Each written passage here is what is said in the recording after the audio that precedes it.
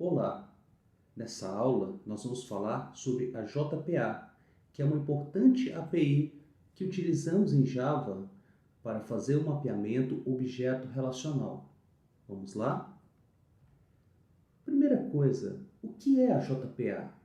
JPA é a Java Persistence API, ou seja, API para persistência em Java. É a API padrão em Java para a gente fazer o mapeamento objeto relacional. E o que é isso, mapeamento objeto relacional? É exatamente o que vocês podem ver nessa figurinha aqui. Imagine que vocês têm no seu banco de dados uma tabela aluno, ok? E vocês têm várias colunas e para cada coluna dessa você vai ter um dado, um código, um nome, uma sala, ok? Cada linha dessa tabela a gente chama de registro. E vejam, esse mapeamento significa que lá no meu código Java eu vou construir uma classe aluno, certo? E vou mapear os atributos dessa classe nas colunas dessa tabela. Então, nesse exemplinho, nós temos, por exemplo, o atributo code sendo mapeado na coluna code. O atributo nome sendo mapeado na coluna nome. E o atributo sala sendo mapeado na coluna sala. E nós temos, por exemplo, que uma linha da tabela vai corresponder a um objeto, ou seja, uma instância da classe aluno. Essa linha aqui da tabela, por exemplo, ela corresponderia a um objeto com o código 3, com o nome Jaqueline e na sala 3, como vocês podem ver nessa figurinha, ok? Então, nós podemos dizer que a JPA ela é utilizada para mapear objetos Java em tabelas de um banco de dados, ok? Um ponto importante é que a JPA é uma especificação. Uma especificação quer dizer o que a JPA deve fazer, quais interfaces são definidas pela JPA, ok? Bom, como a JPA é uma especificação, para nós usarmos a JPA, nós vamos precisar de uma implementação dessa API. E para isso, nós temos diversas opções. Nós temos, por exemplo, o Hibernate, que é uma implementação da API JPA. Nós temos o Eclipse Link e diversas outras implementações. A gente pode escolher a que for mais conveniente ou mesmo trocar uma implementação por outra depois de desenvolvida a nossa aplicação. Bom, um conceito importante quando a gente fala da JPA é o conceito de entidade. Vejam só, pessoal, para fazer o mapeamento objeto relacional, nós utilizamos os POJOs. O que são POJOs, pessoal?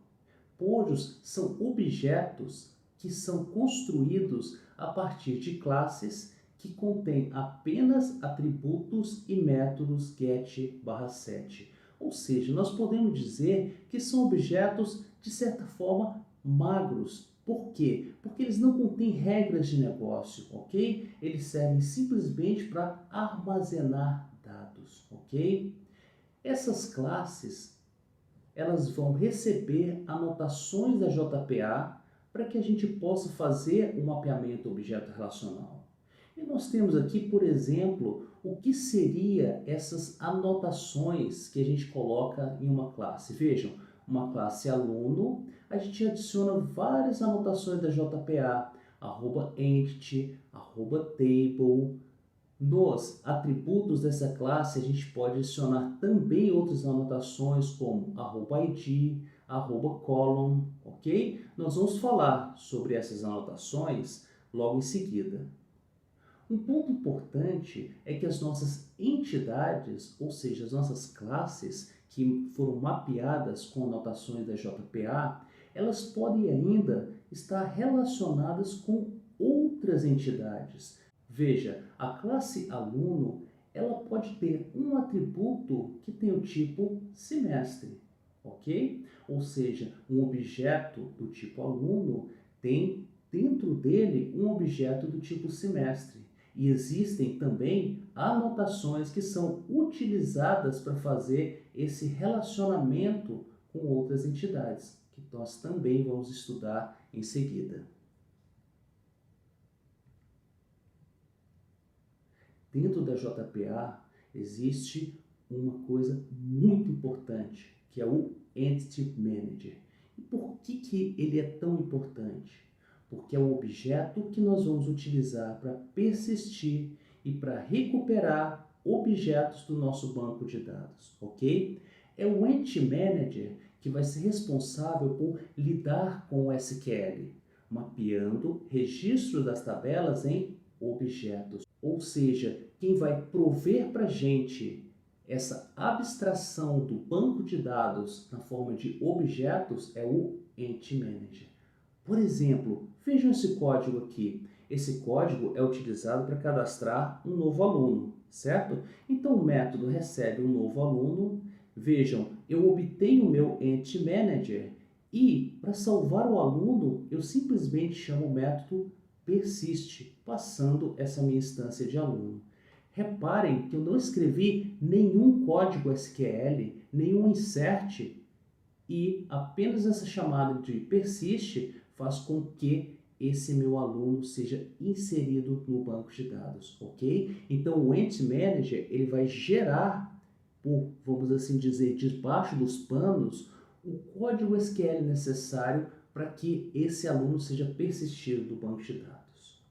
Um ponto importante que vocês podem observar também nesse código é que a chamada persiste, ela está entre uma chamada de begin e commit para uma transação. E aqui nós estamos falando de um conceito muito importante também dentro da JPA, as transações. As transações, elas são utilizadas para confirmar, no caso do commit, ou para desfazer, no caso do rollback, um conjunto de operações sobre o banco de dados, ok? Então eu posso dar um begin para iniciar uma transação, ter vários persist lá para corresponder aos vários inserts do meu banco de dados, posso ter um update, um delete, ok? E lá no final eu executo um commit. O que significa isso, pessoal? Uma transação ela é definida por todas as operações que vão aparecer entre o begin e o commit. E significa que quando eu dou commit, todas essas operações vão ser persistidas no meu banco de dados, certo? Uma transação ela evita que operações parciais, por exemplo, um único insert aqui no meio, um delete, um update, seja persistido no meu banco de dados. Não. O que uma transação garante é que ou tudo é executado com o commit, ou se eu colocar um rollback aqui, tudo vai ser desfeito, ok? Então, rollback desfaz todas as operações que foram executadas dentro da transação. Quais são os passos que a gente vai utilizar então para escrever uma aplicação da JPA? Primeiro passo, nós precisamos instalar as bibliotecas de alguma implementação da JPA, ok? Tendo as bibliotecas, nós precisamos configurar a conexão com o banco de dados. Essa configuração ela é feita em um arquivo específico chamado persistence.xml. Nós vamos ver isso logo em seguida.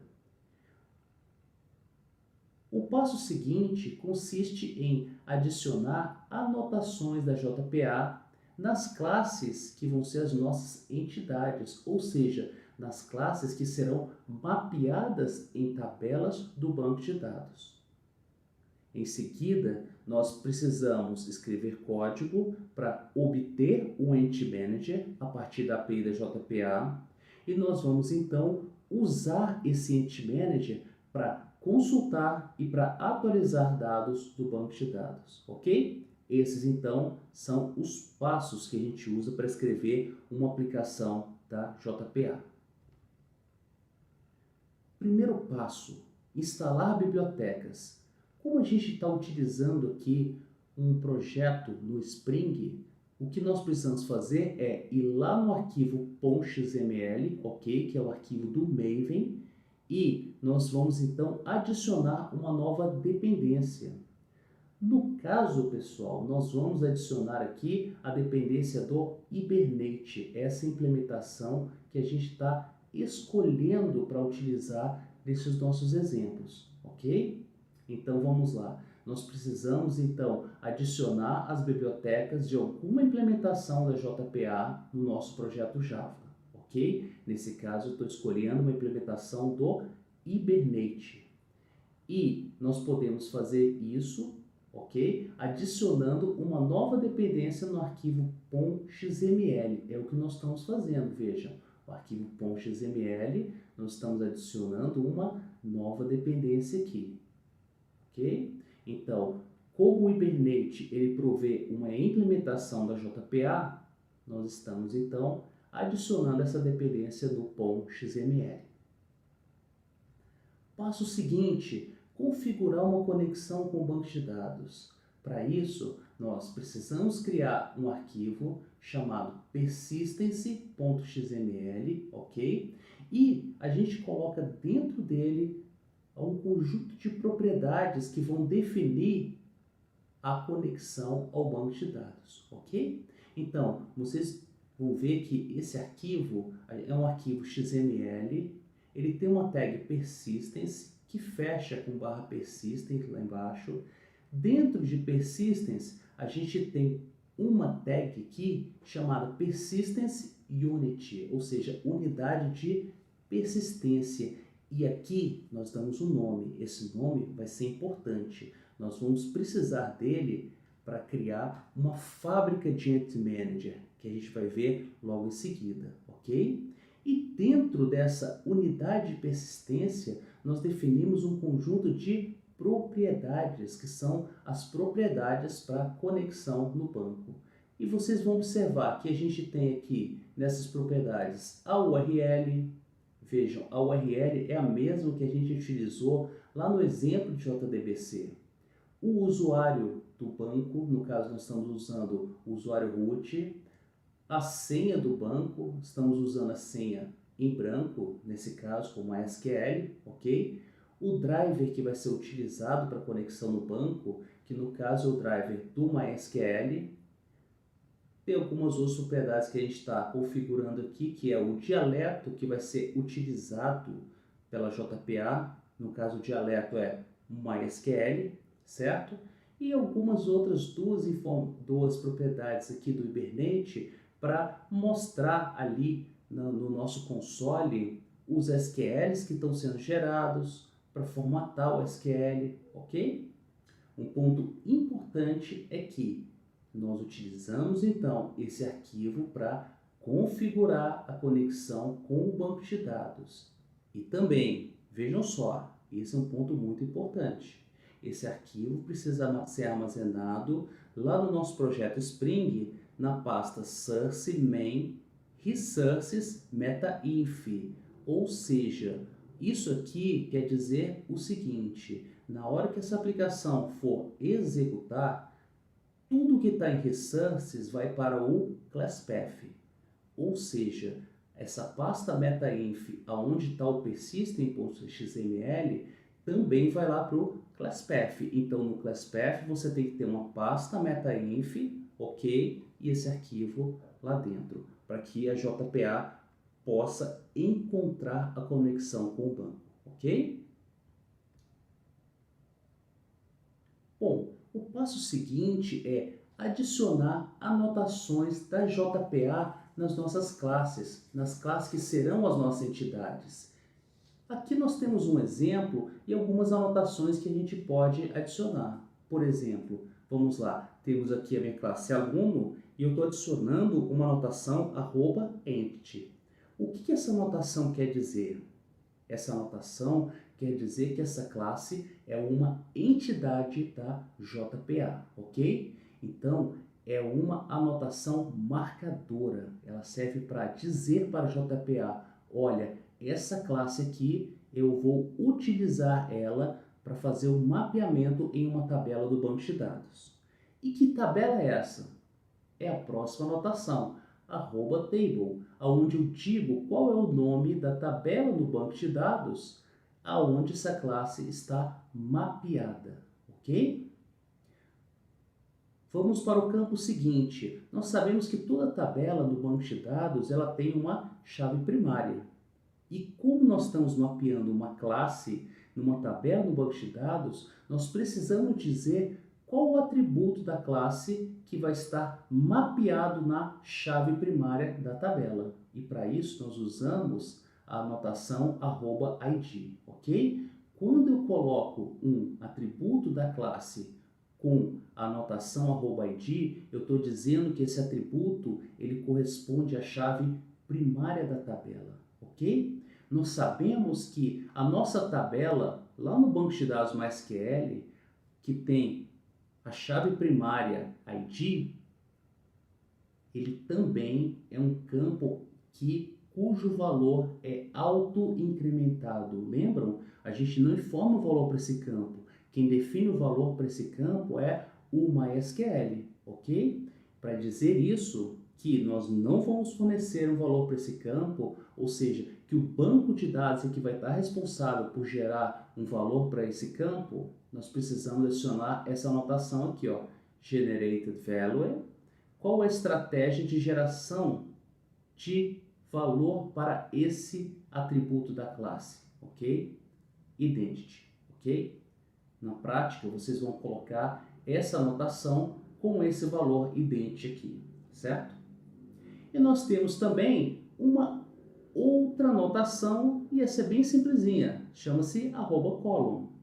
Como o próprio nome já diz, é uma anotação que a gente utiliza para dizer qual é a coluna lá na minha tabela que vai ser mapeada nesse meu atributo da classe. Então, nesse caso, vejam, o nome da coluna que aparece aqui na anotação está coincidindo com o nome do atributo da minha classe.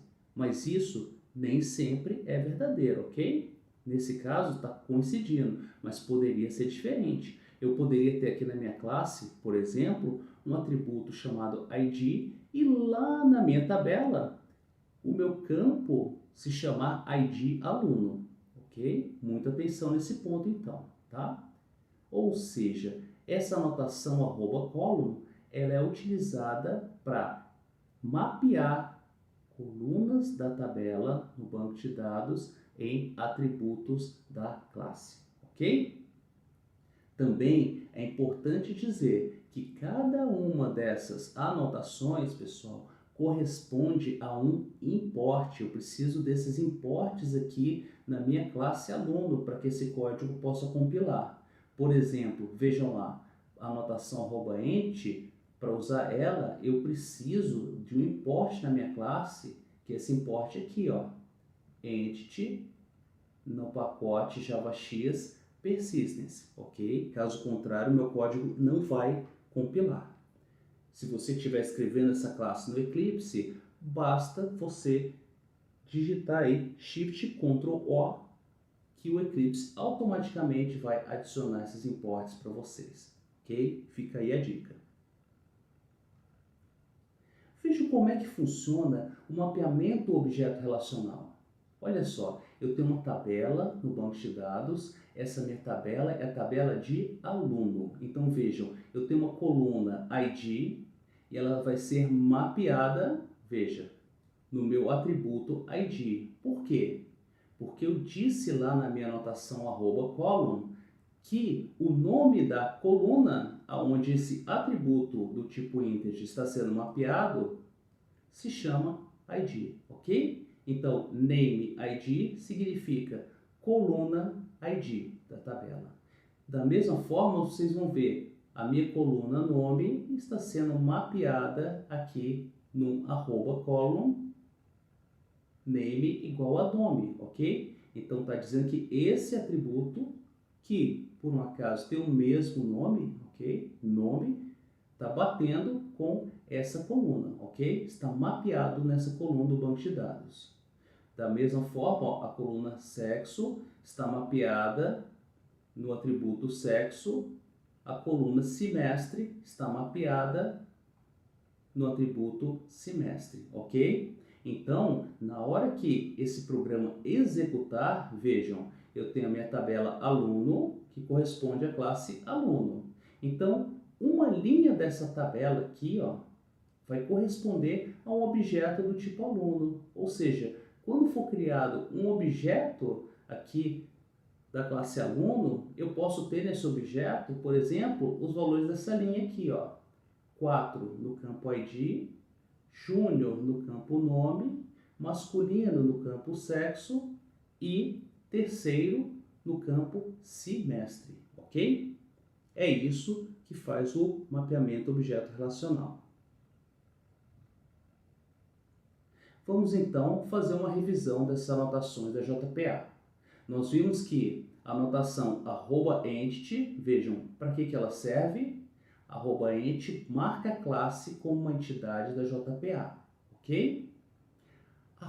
@table, essa anotação, ela define a tabela no qual a classe foi mapeada. Vejam, @table, aqui eu estou dizendo que a classe aluno foi mapeada na tabela aluno nova. Vejam que agora o nome da classe não está coincidindo com o nome da tabela. Sim, eu posso fazer isso. Eu posso, por exemplo, construir a minha classe aluno, mapeando ela numa tabela aluno, e aí eu posso criar uma tabela aluno nova e mapear a classe em aluno nova, ok? E aí a nossa classe vai passar a persistir dados nessa outra tabela em vez daquela primeira, ok? Eu posso trocar aqui. O que importa é o nome da tabela que está aqui.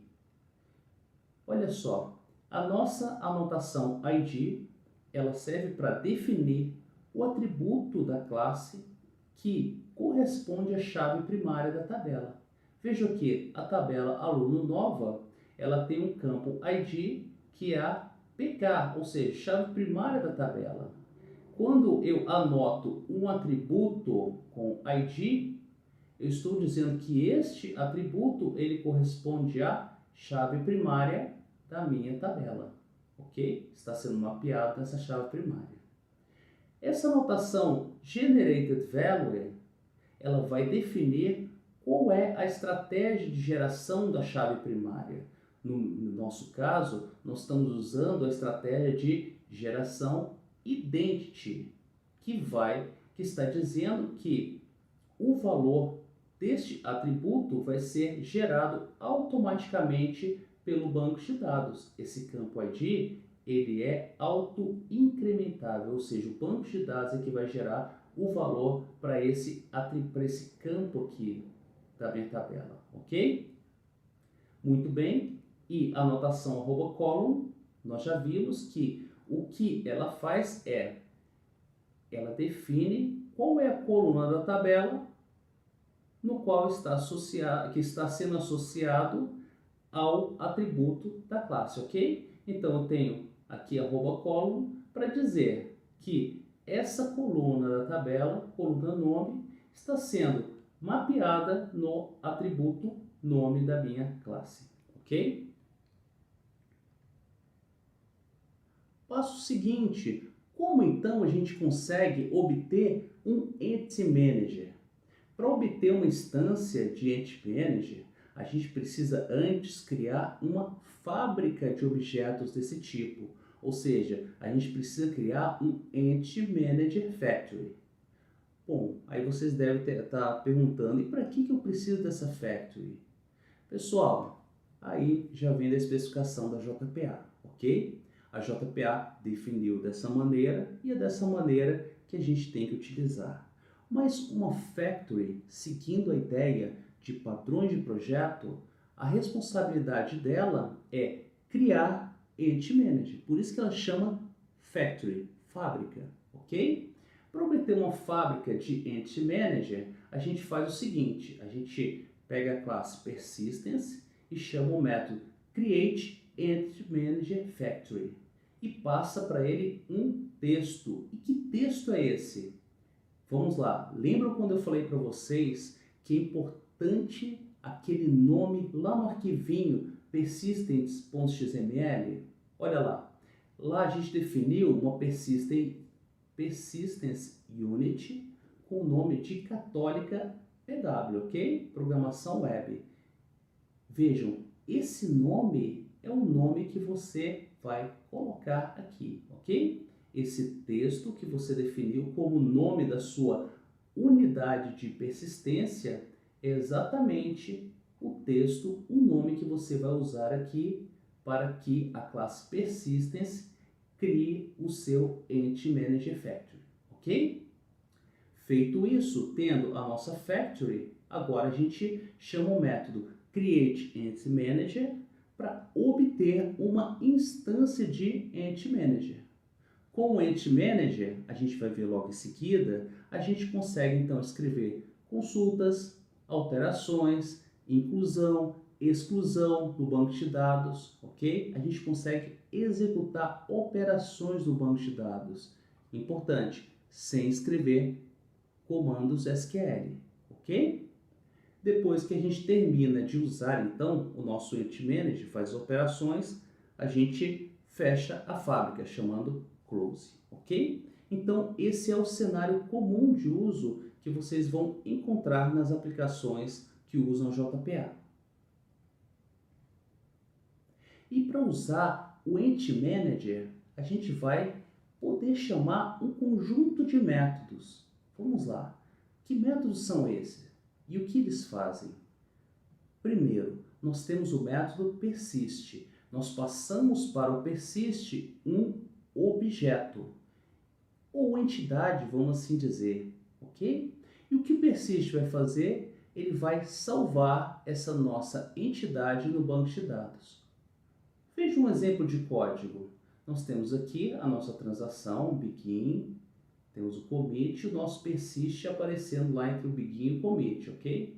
Vejam, eu pego o meu Entity Manager, chamo o método persist, passando para o método essa instância de aluno que eu estou chamando de novo aluno. Por debaixo dos panos, o meu Entity Manager ele vai gerar um comando SQL insert para inserir os dados desse aluno no banco de dados, ok? Para alterar um objeto, eu chamo o método merge. Vocês vão entender por que ele tem esse nome quando a gente falar sobre o ciclo de vida de um objeto de acordo com o Entity Manager, ok? Mas por enquanto, guardem esse nome. A alteração é o merge. O método merge salva alterações no banco de dados. Então imagine que vocês têm um objeto. Esse objeto, por exemplo, eu estou chamando ele de aluno alterado. Esse aluno ele já tem um ID, mas eu alterei os dados dele, ok? Posso ter alterado o nome, o semestre dele. Quando eu chamo merge, os dados que estão nesse objeto vão ser persistidos no meu banco de dados. Ou seja, o merge ele executa um comando update, um comando SQL de update no meu banco de dados, para guardar os dados desse aluno aqui, tá bom? Diferença entre persiste e merge. Persiste, o meu objeto ainda não existe no meu banco de dados, ok? Ele não tem um ID. Merge, o meu objeto, ele já existe no banco de dados, ele tem um ID. Então, eu estou alterando o meu objeto, ok? É importante ter bem clara essa diferença entre um e outro cenário, tá? Para excluir uma entidade, ou seja, um objeto do banco de dados, eu uso o método remove, passando a entidade. Vejam, chamo remove, passando o meu objeto do tipo aluno. Reparem aqui que a gente está falando das três operações básicas. Inserir no banco de dados, insert em SQL, alterar os dados do banco de dados, ou seja, um update em SQL, e excluir do banco de dados, um comando delete em SQL. Mas repare que a gente não está escrevendo nenhum comando SQL aqui, ok? Esses comandos eles são gerados pelo Entity Manager, mas o Entity Manager ele provê essa abstração para a gente, ok? É importante também lembrar e dizer para vocês que por baixo da JPA está a API JDBC. Lembra de uma aula passada? A gente usa JDBC para acessar diretamente o nosso banco de dados. A JPA é uma camada adicional sobre a camada de JDBC para que a gente possa trabalhar com objetos ao invés de trabalhar com connections, com result sets, como a gente viu lá na aula de JDBC. Nós temos o método find que a gente utiliza para recuperar uma entidade do banco de dados, usando a sua chave primária. Ó. Você chama find passando qual é a classe da entidade que você quer recuperar e qual é a chave primária. Por exemplo, para pesquisar um aluno, eu chamo find passando aluno.class, aluno.class é a classe da minha entidade, ou seja, a classe de aluno, tá? E o ID. No meu caso, eu passei uma variável aqui que está guardando o ID. O método find vai me recuperar o objeto aluno que tem esse ID e esse objeto eu estou guardando nessa minha variável aluno, ok? Eu também consigo executar uma consulta no banco de dados, chamando o método createQuery, onde eu passo uma query ou uma consulta. Exemplo, eu chamo aqui ó, createQuery para criar um objeto do tipo query. No caso, a minha consulta foi from aluno. Opa, professor, isso é SQL? Não, isso é uma outra linguagem específica da JPA, parecida com SQL, mas não é SQL, ok? SQL trabalha com tabelas do banco de dados. Essa linguagem aqui, que nós vamos falar daqui a pouquinho, tá? Ela trabalha com objetos. Então aqui, ó, from aluno, ou seja, estou trazendo tudo que estiver na tabela de aluno. Na verdade, estou trazendo, de acordo com a JPA, tudo que está cadastrado como aluno, ok? E aí, pegando meu objeto query, eu posso chamar o método getResultList para recuperar então a lista de alunos que foi retornada por essa minha query, ok? Vamos seguir. Nós podemos usar como exemplo dessas operações a criação de um DAO, um Data Access Object, usando o nosso Entity Manager. Vejam, eu tenho aqui, por exemplo, uma classe que eu chamei de aluno JPA DAO, e eu anotei essa minha classe com @component para que seja um componente do Spring, certo? E vejam o que eu estou fazendo. Eu estou colocando como atributo da minha classe a nossa Entity Manager Factory. Por quê? Porque a Factory, pessoal, ela só precisa ser criada uma única vez. E aí eu vou fazer o seguinte, olha só, eu tenho um método chamado getEntityManagerFactory que ele vai fazer o seguinte, ele vai verificar se o meu DAO já tem uma factory criada, ou seja, se esse meu atributo factory está guardando null. Se estiver guardando null, significa que a factory do meu DAO ainda não foi criada. Então eu crio nessa linha aqui de baixo, chamando persistence create and manager factory e passando aqui a minha persistence unit que foi definida lá no arquivo persistence.xml, ok? Ok, aí eu defini um outro método para recuperar uma instância do Entity Manager. Como é que eu recupero? Ora, eu chamo assim getEntityManagerFactory, ou seja, eu chamo esse método que vai me retornar por factory, ok? E aí chamo createEntityManager, ok? Então, o que esse código está fazendo? Esse pedacinho aqui, ó, ele cria a fábrica de Entity Manager, guardando a fábrica em um atributo da classe, nesse atributo aqui, ok?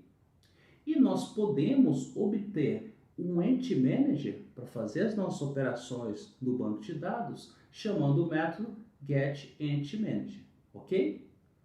Vamos ver o exemplo de cadastro de aluno. Como é que seria isso? Vejam, o meu método cadastrar aluno recebe aqui um novo aluno, um objeto aluno, que eu chamei de novo aluno, que não tem o campo ID preenchido, ok? Ou seja, é um novo aluno. O novo aluno não tem o campo ID informado. Importante, tá, pessoal? Lembre-se, o campo ID é o que define se o nosso objeto existe ou não no banco de dados. Se eu acabei de criar esse meu objeto, ok? E eu chamo cadastrar aluno, ele não tem um ID. Aí o que eu faço? Eu pego o meu EntManager, chamando o método getEntManager, esse método aqui, ó, que está definido no DAO, ok? Pego o meu EntManager, vejam, inicio uma transação chamando begin, getTransaction.begin no meu EntManager, chamo o método persist, passando esse meu objeto do tipo aluno, ok?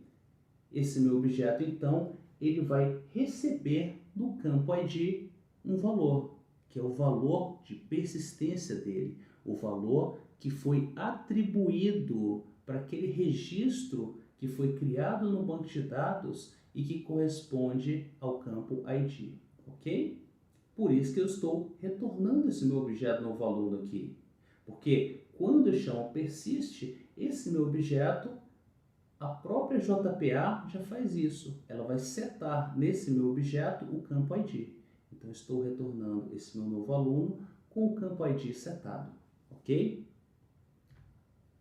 Vamos para o método alterar aluno. Como é que seria esse método? Muito parecido, vejam. Eu pego o meu EntManager e chamo merge, passando o meu aluno que tem dados alterados, ok? Feito isso, o que o JPA vai fazer? Por debaixo dos panos, ela vai gerar um comando update para guardar os dados que estão nesse objeto lá na minha tabela do banco de dados, ok? Então, o merge atualiza os dados de um aluno do banco de dados usando o EntManager e o método merge, ok? Bom, se eu quero pesquisar um aluno pelo ID dele, eu tenho um método que eu coloquei no meu DAO para fazer isso. Vejam, eu recebo um ID, eu chamo o meu EntManager e aí eu faço uso do método find, passando o quê? Eu estou procurando um aluno, então eu passo aluno.class, que é a classe aluno, ok? E o ID que foi recebido aqui como parâmetro no método. Feito isso, quando eu chamar find, o meu método vai me retornar um objeto do tipo aluno que tem esse ID que foi informado aqui no método, ok? E aí o que eu faço? Retorno esse aluno. É o que está dizendo o meu método. Meu método, ele retorna um aluno, vejam. Aluno aqui está dizendo isso, que meu método vai retornar um objeto do tipo aluno. Nesse return, estou retornando esse objeto, ok? Nosso método excluir, vejam o que ele faz. Nós temos uma pequena observação aqui no método excluir. Vejam, para excluir eu chamo remove, mas remove eu tenho que passar um objeto do tipo aluno. E vejam, o meu método está recebendo um valor, a chave da tabela aluno, ou seja, o ID do aluno. Então, o que eu preciso fazer? Eu preciso, primeiro, chamar o método find para recuperar o aluno que tem o ID que me foi informado no método, ok? Tendo esse aluno, agora sim eu posso chamar remove, passando esse aluno, ok? Então, esse método excluir aluno, o que ele faz? Ele exclui um aluno do banco de dados usando o EntManager, tá? E o método remove. Reparem que eu protegi esse código também para o caso do aluno ser nulo, ok? Se o meu método find não encontrar ninguém aqui, para não correr o risco do meu aluno ser nulo, eu coloquei um if aqui, ok? Vamos lá. O método pesquisar todos é o método que eu utilizo para recuperar todos os alunos que foram cadastrados no meu banco de dados, ok? Como é que eu faço isso? Eu chamo o meu EntManager, ok? GetEntManager, recupero a instância de EntManager. Aí eu crio uma query, assim, ó, from aluno significa para pegar todos os alunos, e aí eu chamo get result list para recuperar uma lista de alunos, ok? E aí eu retorno essa minha lista de alunos. Vejam, o método está dizendo que ele retorna uma lista de alunos. E aqui então eu estou retornando a lista de alunos, ok? É importante dizer, pessoal, que essa consulta aqui, ó, que a gente passa para o Create Query, ela é escrita em JPQL, ou seja, Java Persistence Query Language. É uma linguagem específica de consultas da JPA. Vocês podem pesquisar melhor sobre essa linguagem, tá? Para ver que tipo de query vocês podem construir aqui. Bom, essa nossa aula, para não ficar muito extensa, eu não vou abordar esse assunto, ok? Sabendo das operações que a gente pode executar usando o Entity Manager, nós podemos então analisar esse diagrama de estados de uma entidade. Uma entidade, durante a sua vida, numa aplicação JPA, ela pode assumir diferentes estados. Vamos ver? Vamos lá. Primeira coisa, quando a gente dá um new, por exemplo, new aluno, o que a gente está fazendo? A gente está criando um novo objeto do tipo aluno. A gente, na verdade, pode dizer que aquele objeto ele vai ser persistido no nosso banco de dados, mas até então ele é só um objeto do tipo aluno, que ainda não foi mapeado no banco de dados. Então, nós podemos dizer que essa é uma entidade no estado new, ok? E uma entidade no estado new, vejam, ela não possui uma identidade de persistência, ou seja, ela não possui ainda um ID e ainda não está associada a um contexto de persistência, ou seja, nós ainda não pedimos para o nosso Entity Manager dar um persist naquele objeto, ok? Quando a gente pede para dar um persist, aí sim, aquele nosso objeto vai passar a ser gerenciado pelo Entity Manager, ok? E aí ele passa para o estado de Managed, ou seja, gerenciado. Uma entidade que está nesse estado Managed, ela está associada a um contexto de persistência, ok? Existem várias formas de uma entidade passar a ser gerenciada, ou seja, passar para esse estado. Quando você vai lá no banco de dados e executa find, você chama no Entity Manager o método find ou query, o que acontece? Aqueles alunos, aqueles objetos que são retornados do banco de dados, eles passam para o estado de manage, ok? Quando você pega um objeto desse e você chama remove com o Entity Manager, ele passa para o estado de removed. E veja o que acontece, pessoal. Uma entidade no estado de removed, ela possui uma entidade de persistência, ok? Ela estava aqui, ou seja, foi recuperado o banco de dados, ou foi persistida, ou seja, ela tem um ID, ok? Então ela possui uma identidade de persistência. Vejam, ela está associada ao contexto de persistência, ela estava como manager, mas quando eu chamei remove, o que eu fiz? Eu marquei essa entidade para ser removida do banco de dados. Isso pode não ocorrer imediatamente, ok? O nosso Entity Manager pode manter um cache em memória e postergar a execução desse delete no meu banco de dados. Por exemplo, imaginem que eu estou lá com uma determinada entidade, eu chamei remove, ela passou para esse estado. Aí logo em seguida eu chamei persist, ok? Ou seja, o remove deveria executar um delete e o persist deveria executar um insert, ok? Se o banco de dados, se o nosso, perdão, se a JPA identifica que, olha, primeiro eu quis excluir essa minha entidade e depois estou persistindo de novo, a JPA pode ser inteligente o suficiente para ver que são operações reversas, ou seja, Se eu simplesmente não fizer nada, a minha entidade continua do jeito que está, ok? E eu economizo duas operações no banco de dados. Bom, eu posso, vejam, o Entity Manager está lá, controlando uma determinada entidade. Aí, de repente, eu dou um commit na transação, ou um rollback, ou eu mesmo fecho o meu Entity Manager. O que vai acontecer? Essa entidade vai passar para o estado de Detached, ok? Uma entidade que está no estado de Detached, ela possui uma entidade de persistência, ok? Ou seja, ela possui um ID, mas ela não está associada a um contexto de persistência, ou seja, ela não está sendo controlada pelo Entity Manager, porque nesse caso o Entity Manager fechou ou terminou a transação, ok? Isso aqui então, como eu disse para vocês, ocorre com commit, com rollback de transações ou quando é chamado close no nosso Entity Manager, ok? Se eu tenho uma entidade que está detached e eu chamo um merge, o que acontece?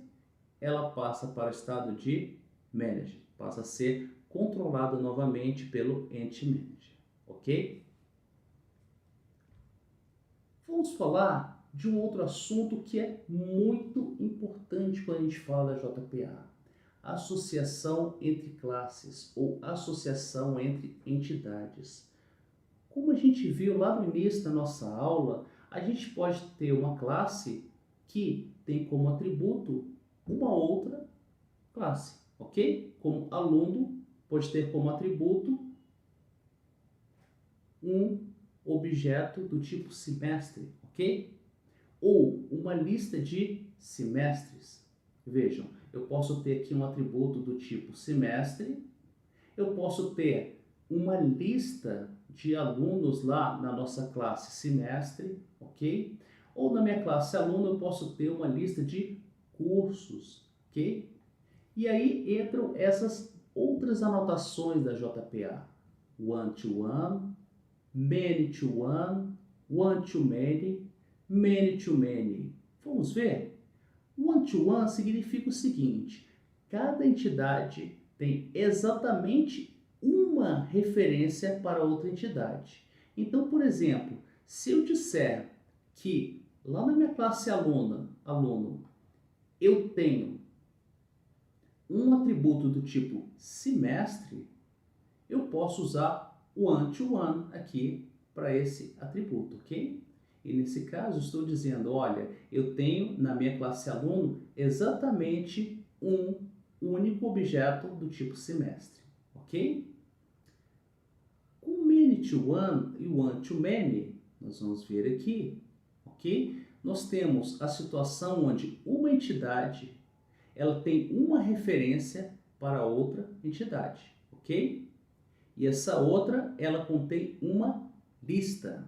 Vejam só, eu tenho uma entidade que vai ter uma delas, no caso o aluno, vai ter um atributo do tipo semestre, mas, vejam lá, o semestre pode ter como atributo uma lista de alunos. Então vejam, nesse caso aqui é many to one, nesse outro caso é one to many. Então vejam, aluno tem um semestre. Então, ó, eu posso ter vários semestres, many, que estão sendo mapeados a um aluno, ok?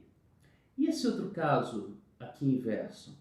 Um semestre pode ter uma lista de alunos. Então, eu tenho o caso que, olha só, um semestre, minha classe semestre, onde tem esse atributo, ok? Um semestre, ele tem muitos alunos, uma lista de alunos, ok? E eu posso ainda ter o caso many to many, ou seja, aquele caso que cada entidade contém uma lista de objetos da outra entidade. Veja o que acontece. É o caso de cursos. Um aluno ele pode ter uma lista de cursos. E um curso, por sua vez, ele pode ter uma lista de alunos, ok? Um aluno pode participar de diversos cursos e um curso pode ter inscrito diversos alunos. E vocês vão ver uma anotação que aparece nessas 4 tipos de associações entre classes, que é join column. Essa anotação ela vai ser utilizada para especificar qual é a coluna que vai ser usada para unir as tabelas que estão sendo referenciadas. Vamos para exemplos no qual a gente possa ver isso mais claramente. Vejam só, one-to-one, nossa classe aluno, ela tem um atributo do tipo semestre. Um semestre na classe aluno, one-to-one. E aí, vejam só, eu posso ter na minha tabela, vamos dizer que essa é a nossa tabela aluno nova, ok? Eu tenho aqui uma nova coluna chamada ID do semestre, ok? E eu tenho aqui a minha tabela de semestre. Vejam que ID semestre é uma chave estrangeira para semestre. Por quê? Porque a ID semestre guarda o ID de um semestre. Então, por exemplo, olhando esse ID 2, eu sei que o Luiz ele está no segundo semestre. Vejam, 2, eu navego para cá e consigo identificar, ok? Então, essas duas tabelas elas estão ligadas pelo campo ID semestre. Então, vejam, como é que eu escrevo one-to-one? Eu digo que a minha entidade que está sendo referenciada aqui é semestre, porque o meu atributo é o tipo semestre, ok? E a coluna que está sendo utilizada como ligação, ou seja, do join, é a coluna ID semestre. Pronto. Então, vocês vão ver que join column está especificando qual é a coluna do banco de dados que está sendo utilizada para ligar aluno e semestre. É justamente a coluninha ID semestre. O caso many to one, pessoal, é exatamente o mesmo de one to one, ok? Vocês podem usar many to one aqui ou one to one. Vai funcionar do mesmo jeito, ok? Você vai dizer que sua entidade que está sendo mapeada aqui, que é o alvo, que aliás, nossa target entity, o que isso quer dizer? Esse nosso atributo vai ser do tipo semestre, ok? Vejam, semestre. E a coluna que está sendo utilizada aqui para ligar a tabela aluno e semestre é a coluna ID semestre. Vejam, ID semestre está na tabela aluno e especifica aí qual é o ID da tabela semestre, ok? One-to-many, agora é o seguinte, nós temos a classe semestre, ok? Que tem uma lista de alunos. Um semestre, one, está mapeado em vários alunos, many alunos, many, uma lista de alunos, ok? E do mesmo jeito, pessoal, vejam, a gente tem a nossa tabela aluno nova, semestre e qual é a coluna que está sendo utilizada para fazer o join entre essas duas tabelas? ID semestre. Agora, reparem o seguinte, enquanto no exemplo anterior nós estávamos falando da tabela aluno, ou seja, a nossa join column estava falando de uma coluna da tabela que estava mapeada na entidade que a gente estava trabalhando, aluno, aqui nós temos a classe semestre, nós estamos olhando para a tabela semestre, ok? Mas a join column, ela está na outra tabela, que é a tabela de aluno. Observação importante, ok? Embora semestre tenha uma lista de alunos, essa coluna de join aqui, ó, ela está em aluno. Importante, lembre-se disso, ok? E vejam o caso mais difícil, que é many to many, onde você tem alunos e cursos, você tem o caso que um aluno pode estar matriculado em vários cursos, um curso pode ter vários alunos. Então, eu tenho a tabela de alunos, ok? Eu tenho a tabela de cursos. E aí, eu tenho uma outra tabela que a gente chama de tabela associativa. Eu estou chamando ela aqui de aluno-curso, ok? Essa tabela, ela vai ter o quê? O ID do aluno e o ID do curso. Vejam, pelo ID do aluno, eu consigo identificar quem é o aluno e pelo ID do curso, eu consigo identificar qual é o curso. Então, eu consigo ver aqui que, olha só, o aluno com ID 1 é o Luiz. O Luiz, ele cursou algoritmos. O Luiz cursou estruturas de dados, o Luiz cursou programação orientada a objetos e o Luiz cursou também programação web. O aluno 2, que é a Júlia cursou, vejam, somente algoritmos, que é o curso com ID 1. O aluno 3, que é o Marcos cursou algoritmos, mas o Marcos também cursou estruturas de dados, ok? Então, reparem, tem uma tabela associativa aqui. E aí, o que eu faço no many to many? Eu uso uma notação @join table, ou seja, tabela de ligação. Qual é a tabela de ligação entre essas duas entidades, aluno e curso? O nome dessa tabela é aluno curso. Essa tabelinha aqui, ó, ela se chama aluno curso. E aí, eu tenho dois outros atributos aqui para essa nossa anotação. Join columns e inverse join columns. Join columns significa, qual que é a join column? Olha só, join column é a nossa anotação que diz qual é a coluna para ligação. Qual é a coluna que é utilizada nessa tabela aluno para ligação com aluno? ID aluno, ok? Inverse join column. Qual é a coluna que é usada para fazer a ligação da outra tabela, que não é aluno, ou seja, a tabela inversa, inverse join. A tabela inversa de aluno, que é a tabela curso. Qual é essa coluna? ID do curso, veja, que aponta para o ID da outra entidade, ID do curso, ok? E aqui eu tenho um atributo que é uma lista de cursos, ok? Importante aqui, então, é que no many to many nós temos uma tabela de ligação, que é essa tabela aqui, ó, que tem o ID do aluno e tem o ID do curso, certo?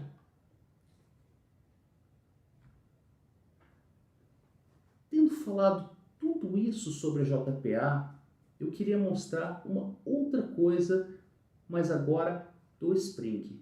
Vejam, pessoal, ao invés de usar o Hibernate, colocar aquela dependência do Hibernate, nós podemos fazer o seguinte: nós podemos adicionar essa dependência lá no nosso .xml, que é o arquivo do Maven, ok? Que é uma dependência para o Spring Data, JPA, ok? Ou seja, o Spring Data, que é uma biblioteca do Spring para lidar com essa parte de persistência. E nós podemos escrever uma interface. Veja como é que a gente faz. Essa interface, ela estende JPA Repository, que é uma interface lá do Spring, ok? E aí a gente passa aqui, ó, isso aqui no caso é uma especificação que a gente passa para essa interface dizendo, ó, esse nosso repositório vai ser construído em cima da entidade aluno, e entidade aluno ela tem como ID um atributo do tipo integer, ok? Então vejam, eu escrevo uma interface dessa lá no meu projeto do Spring, anoto essa minha interface como @repository, ok? Então veja, criei a interface, essa interface ela estende JPA Repository, ok?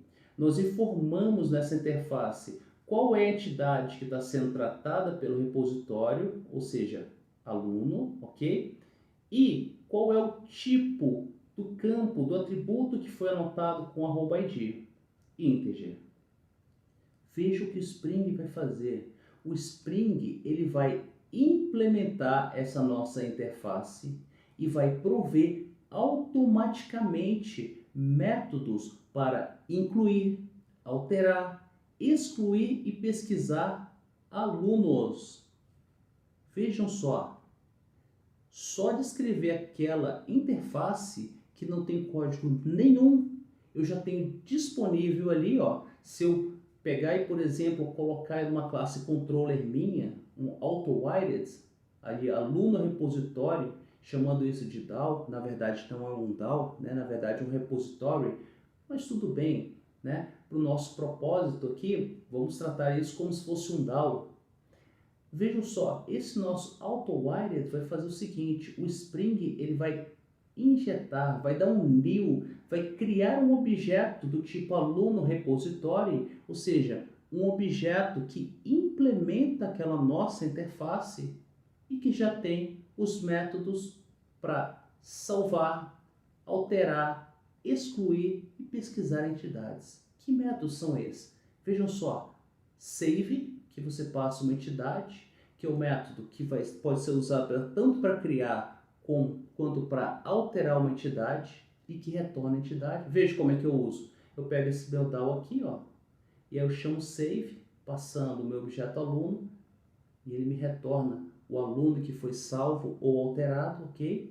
Eu tenho delete by ID, olha que legal. Enquanto na JPA eu tinha o remove, que eu só passava o objeto, aqui eu tenho o delete by ID, que eu posso simplesmente excluir um aluno pelo ID. Peraí, professor, mas como é que ele sabe que é para excluir um aluno se você só está passando o ID? Ah, vejam, o nosso DAO, ele é um aluno repository, ou seja, vamos voltar para o slide anterior. Nós definimos que aluno repository vai tratar entidade do tipo aluno. Então ele sabe que quando eu chamar delete by ID, ele está deletando um aluno, porque esse nosso repository está tratando alunos. Isso aqui vai excluir o aluno que tem esse ID, ok? Para recuperar uma entidade, a partir do ID, eu chamo getOne, passando o ID. Ó. Olha só, muito parecido com o nosso pesquisar por ID. Só que a gente não precisou implementar isso aqui, o Spring dá pronto para a gente. Eu chamo getOne, passando um ID, e esse método me retorna um aluno que tem esse ID, ok? Eu tenho também o método findAll, que é utilizado para recuperar todas as entidades cadastradas, ou seja, todos os alunos cadastrados. Chamo findAll e ó, o que eu obtenho? A lista de alunos. E importante dizer novamente, eu não precisei escrever nenhum código para todos esses métodos aqui, ok? O Spring já me deu pronto quando eu escrevi essa interface aqui, ok? E usei o auto-wired, pedindo para o Spring injetar aqui um objeto do tipo aluno repository, ok? Com isso, então, a gente finaliza essa nossa aula de JPA e ficam aqui duas referências que vocês podem pesquisar. Uma delas é um tutorial sobre JPA, lá da UgaWorks, bem interessante, vale a pena fazer essa leitura, ok? E outro é uma referência à especificação do JPA segundo a OpenJPA, ok? Vocês podem olhar essa referência para conhecer um pouco mais sobre JPA, ok? Com isso, então, a gente finaliza a nossa aula. Obrigado por assistir e bons estudos!